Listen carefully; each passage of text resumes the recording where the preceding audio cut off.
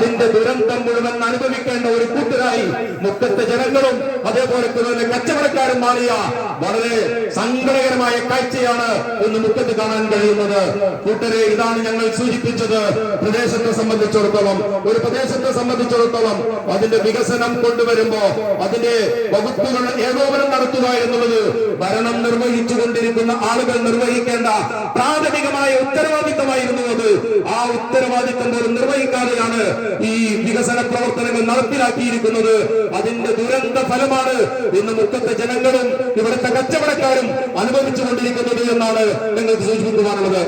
മുക്കത്തെ കച്ചവടക്കാരെ സംബന്ധിച്ചിടത്തോളം അവർ വലിയ അളവിൽ നികുതികൾ അടച്ചുകൊണ്ടിരിക്കുന്നവരാണ്.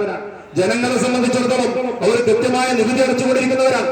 ഇത്തരം നികുതി അടക്കല് ഏതെങ്കിലും അർത്ഥത്തിൽ ജനങ്ങളിൽ നിന്ന് മുനിസിപ്പാലിറ്റിയിലേക്ക് നഗരസഭയിലേക്ക് വന്നു ചേരേണ്ട ഏതെങ്കിലും ഒരു തുക വന്നു ചേരുന്നതിന് കാലതാമസം ഉണ്ടായാൽ ആ കാലതാമസത്തെ കൈകാര്യം ചെയ്യുന്നതിന് ഒരു കാലതാമസവും മൊത്തം നഗരസഭയുടെ ഭാഗത്തു നിന്ന് ഒരു സന്ദർഭത്തിലും ഉണ്ടാവാറില്ല എന്ന് കൂടി ഈ സന്ദർഭത്തിൽ ഓർക്കേണ്ടതുണ്ട്.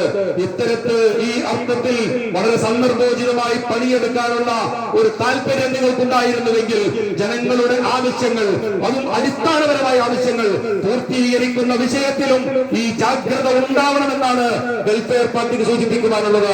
അതുകൊണ്ട് വെൽഫെയർ പാർട്ടിയെ സംബന്ധിച്ചിടത്തോളം അവർ മുക്കത്തെ കച്ചവടക്കാരുടെ കൂടെയാണ്, അവർ മുക്കത്തെ അടിസ്ഥാന ജനങ്ങളുടെ കൂടെയാണ്, മുക്കത്തെ അടിസ്ഥാന ആവശ്യങ്ങളുടെ കൂടെയാണ് വെൽഫെയർ പാർട്ടി നിലകൊള്ളുന്നത് എന്നാണ് ഭരണസമിതിയോട് ഞങ്ങൾക്ക് സൂചിപ്പിക്കുവാനുള്ളത്.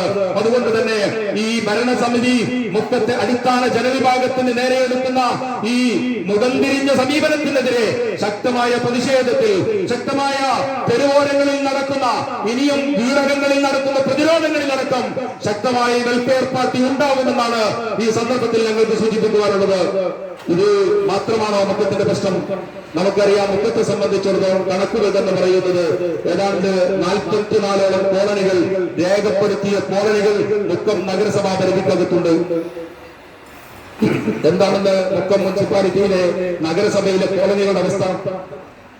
പല കോളനികളിലേക്കും വഴികളില്ല, റോഡുകളില്ല, സ്വന്തമായ കിണറില്ല, കുടിവെള്ളത്തിന്റെ പ്രശ്നമുള്ള സ്ഥലങ്ങളുണ്ട്, സ്വന്തമായി അവർക്ക് മാലിന്യങ്ങൾ സംസ്കരിക്കാൻ ആവശ്യമായ സൗകര്യങ്ങളില്ല, അതോടൊപ്പം തന്നെ അവരുടെ കുടിവെള്ളം, ശുദ്ധമായ കുടിവെള്ളം ലഭ്യമാക്കാനായ മാർഗമില്ല, അവർക്ക് വെളിച്ചമില്ല, പഠന സൗകര്യങ്ങളില്ല.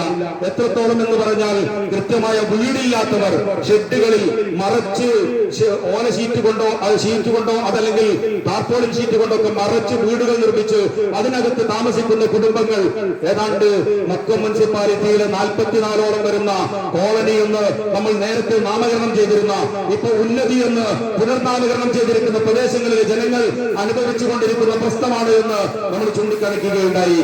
ഇത്തരം പ്രദേശങ്ങളുമായി ബന്ധപ്പെട്ടുകൊണ്ട് നേരത്തെ ഞാൻ സൂചിപ്പിച്ച ഈ കഴിഞ്ഞ കാലയളവിൽ ഈ ഭരണസമിതി മാത്രം